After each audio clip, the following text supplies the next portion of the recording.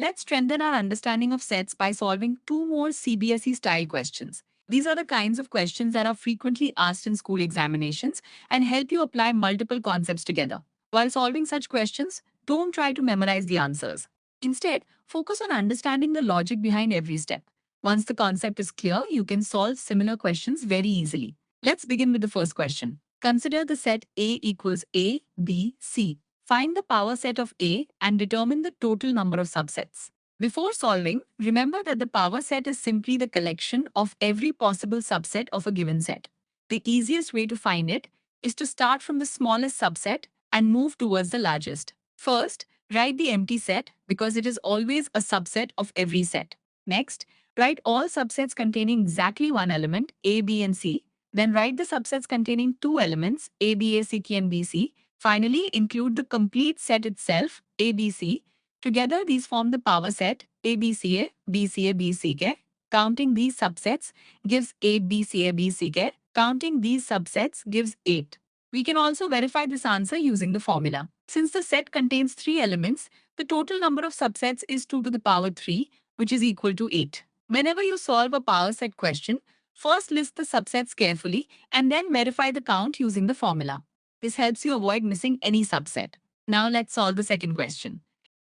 Let the universal set be U equals 1, 2, 3, 4, 5, 6, 7, 8, 9, 10. Let A equals 2, 4, 6, 8, 10 and B equals 4, 6, 8. We need to find A union B, A intersection B, A minus B, and the complement of A. Start with the union. The union contains every unique element present in either of the two sets. Since every element of B is already present in A, adding B does not introduce any new element. Therefore, the union is simply 2, 4, 6, 8, 10. Next, find the intersection.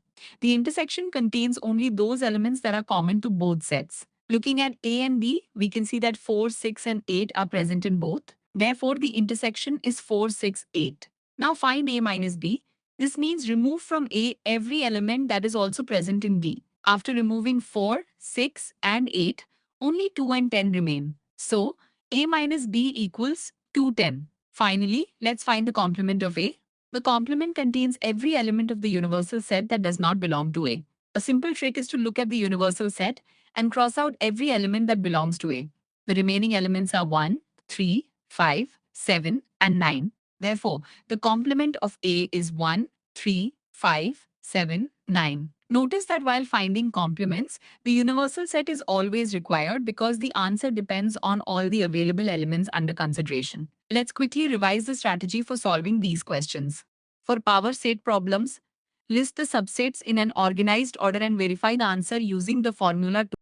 For operation-based questions, remember that union combines all unique elements, intersection keeps only the common elements, difference removes common elements from one set, and complement gives everything outside the set but inside the universal set. If you understand the meaning of each operation instead of memorizing definitions, solving CBSE questions becomes much easier.